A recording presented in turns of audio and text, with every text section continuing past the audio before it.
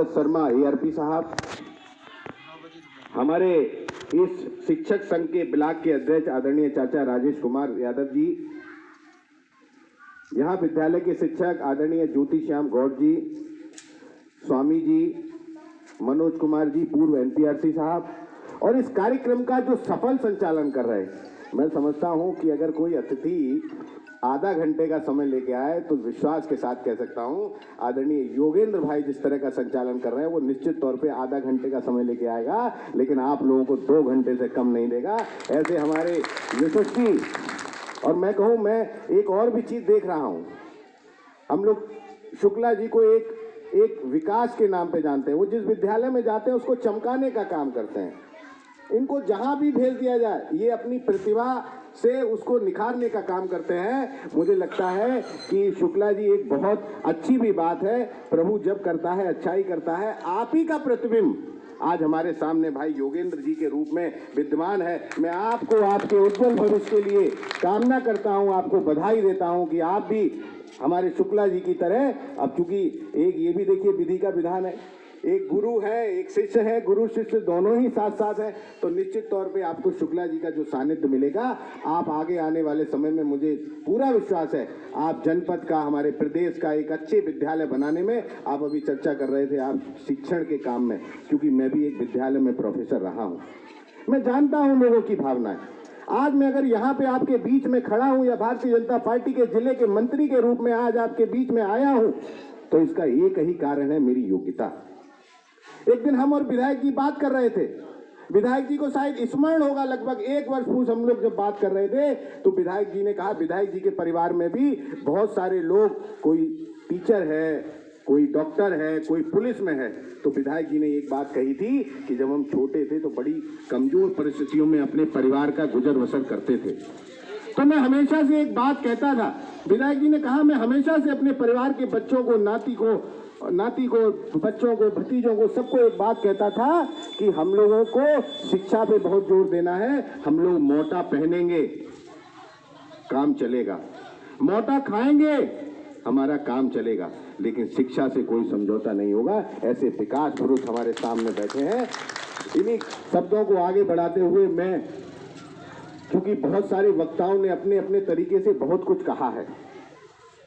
मैं आप लोगों से एक निवेदन करने आया हूं कि हमने अपने बच्चों को स्कूल में एडमिशन तो करा दिया, टीचरों के ऊपर छोड़ दिया। ये बात अच्छी है कि यहाँ के टीचर बहुत जुझारू हैं, बहुत कर्मठ हैं, जो बच्चों के लिए हर तरीके से समर्पित हैं, लेकिन जब तक आप लोग, आपके बच्चे घर जाने के बाद जब आप लोग अपने बच्चों को नहीं देखेंगे, तब तक आपका बच्चा सफल नहीं होगा। और संस्कार विद्यालय में बच्चा जितनी देर तक रहता है, मैं समझता हूं कि एक विद्यालय का समय 5 से 6 घंटे होता है, पूरे दिन में 24 घंटे होते हैं। लगभग मान के चलते हैं कि 16 घंटे आदमी जगता खाता है और अपना काम करता है। उसमें से अगर 6 घंटे विद्यालय में मिलेंगे, बाकी के 10 घंटे आपके पास हैं, तो कहीं ना कहीं शिक्षकों से ज्यादा जिम्मेदारी आपकी भी अपनी बनती है कि आपको भी अपने बच्चों के प्रति पूरा ध्यान रखना चाहिए। मैं भी विद्यालय से पढ़ा हूँ, सरस्वती विद्या मंदिर कांसगंज से मेरी शिक्षा हुई। सच मानिए तो शिक्षण में शिक्षकों का तो योगदान रहा ही रहा, माँ बाप के अच्छे संस्कार भी रहे। आप सब लोग यहाँ बैठे हैं, एक बार एक चुनाव हो रहा था, बहुत अच्छी बात किसी ने कही कि एक बार एक चुनाव हो रहा था, तो लोगों ने कहा कि भाई 2 लोग लड़े हैं और कौन जीतेगा कौन हारेगा, तो इसकी पहचान कैसे होगी। तो किसी ने कहा, एक उसमें बड़े बुजुर्ग व्यक्ति थे, उन्होंने ये कहा कि भैया ऐसा है, 2 लोग हैं, एक के जुलूस में तो जिंदाबाद मुर्दाबाद करने वाले हैं और एक के जुलूस में कुछ चंद लोग हैं, लेकिन अगर जीत आपको देखनी है, अगर आज इस कार्यक्रम को ये देखना है ये कार्यक्रम सफल हुआ तो नहीं हुआ, तो इसकी पहचान हमको करनी होगी। इसमें बैठे हुए सफेद बाल वाले लोगों की संख्या कितनी है। जिसमें सफेद बाल वाले लोगों की संख्या ज्यादा होगी, निश्चित तौर पे मानिए कि वो कार्यक्रम भी सफल होगा, वहाँ वो जिन लोगों के बीच में होंगे वहाँ जीत भी होगी। मैं क्योंकि बहुत सारे लोगों ने बोला है, बहुत ज्यादा समय ना लेते हुए एक छोटी सी एक कविता से अपनी वाणी को विराम दूंगा। एक पिता बाजार जाता है और पिता की जेब में केवल 20 रुपए होते हैं और बच्चा 50 रुपए के खिलौने की जिद करता है और पिता उस खिलौनों को चाहते हुए न दिलवा पाता है। तो पिता और बच्चे के बीच की कुछ पंक्तियां हैं